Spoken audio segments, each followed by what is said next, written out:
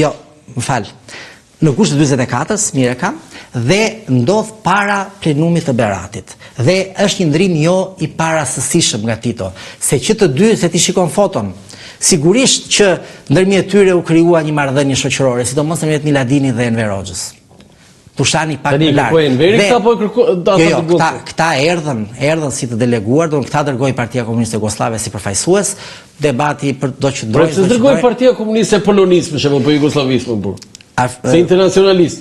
Sepse gjeografikisht, por edhe në Ballkan, dhe mos harrojmë që Partia mbulonte Jugosllavia. Siç të mbuloi deri në 48-ën ku çdo komunikim të kalonte nëpërmjet Beogradit. Pra Stalini me Shqipërinë është rasti i parë që vendosi që dy parti komuniste mos të komunikojnë drejt për drejt, por nëpërmjet një treti siç ishte Beogradi. Po kjo është çështje tjetër. Në gusht të 44-s largohen, vjen ekipi tjetër. Kush ishin? Unë në emrat jam, sidomos edhe slav jam dobët. Do me viç, por që sigurt. Prapa shtesa është e sigurt, por janë tre. Tre. Po jo, Vukmanović tempo nuk ishte te këta? Po jo, me këta ishte edhe ky, sigurisht. Por ekipi zvendësues erdhi për të prishur pikërisht të raport miqësor që ishte krijuar. Ata erdhën me qëllimin për ta rrëzuar. E vërë? Po, patyshim. Sepse po mbaronte lufta, tani duhet të ndryshonin balanca dhe drejtuesit me qëllim që ta kishin më të lehtë planin e tyre për bashkimin. Bëri atë autokritikën aty që një pjesë e lexove, edhe arriti domethënë që të shpëtojë nga ajo gjë, nuk u arrit shkarkimi dhe kjo pjesë unë mendoj e kësaj autokritike dhe të kësaj manovre politike, Enver Hoxha e tregoi që ishte mjeshtër. Nga Berati derisa vdiq për sa i përket mënyrës se si vepronte dhe pra një merit nuk mund t'ja ham që ishte mjeshtër ushtrimi i pushtetit. Pra kjo gjë nuk. Po gjithmonë do të dy ishin vetëm. Tani pastaj erdhi tani përbërja etnike e tyre, nuk e di. Jo flasim dy Jugosllav, por pastaj kemi ardhjen e shtabit Jugosllav, pastaj kemi fuqizimin, po padyshim. Tani erdhën këtu serbët, u nuk kryq. Ku është dhe momenti që vjen edhe majori Ivanov i famshëm, pra që ti Rusia.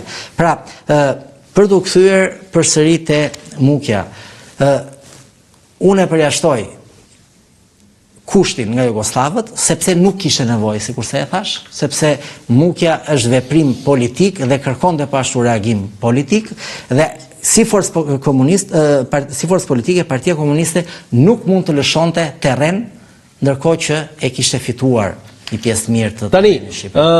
Një nga studiuesit e luftës së dytë botërore dhe të konferencës Mukës kanë nxjerrë dhe studimeve, Uran Butka, ne kemi pasur rastin që të bëjmë edhe një debat face to face në një emision tim, ai thot janë këto shkaqet e prishjes së marrëveshjes së Mukjes. Me këtë marrëveshje goditeshin interesat e pari, interesat jugoslave për Kosovën, si dhe sulmimet jugoslave ndaj Shqipërisë. Në një dy marrëveshjes që shprehte për një Shqipëri të shprehej, për një Shqipëri të pavarur dhe etnike, i tërboi jo vetëm përfaqësuesit e Partisë Komuniste Jugoslave. Si e mati tërbimin ky zotëria? Tani nuk shkruat, por nuk shkruat një histori tani, tërboj atë Shmeti edhe tani të lutem tani. Geni, të lutem se unë të kam ik, po se kam moralin këtu tani të them ty. Me atë zot. Shkaku i dytë i prishjes një anshëm të marrëveshjes ishte çështja e pushtetit. Frika se pushteti mund të ndahet me forcat nacionaliste e forcat e tjera, këtë e thua dhe ti kështu thua. Po jo, shkaku i tretë ishte se i hapë rruga plotësisht vendosjes së regjimit komunist në Shqipëri. Tani ndryshimi nuk duhet merren fare me zotrin, fakt as personalisht jo, po as në mënyrë shkencore, sepse jam i mendimit që e kam thënë dhe ndoshta diku tjetër, do të them vetëm një fjali që është një ndër ata që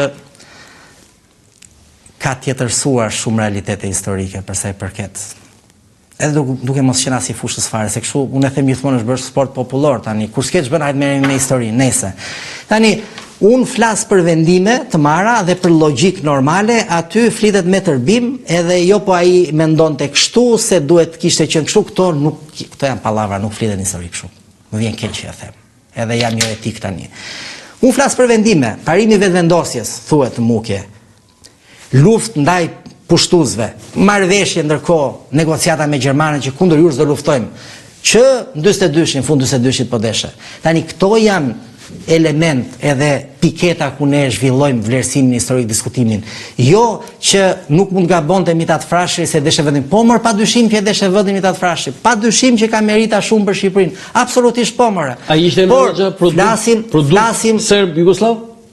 Nuk e besoj. Si politikan? Unë nuk e shikoj kështu. Një akuzë është edhe që konsulli në Korçë, Stanoje Simić ky si ai futbollisti, ka rekrutuar Enver Hoxhën.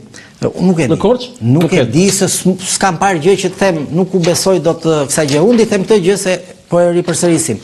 Enver Hoxha e shfrytëzoi praninë dhe miqësinë që lidhi me të dy Jugoslavët, sidomos me Miladinin, për të përfituar politikisht dhe për të marrë atë pozicion që mori. E shiti? Njëra anë Kosovë? Nga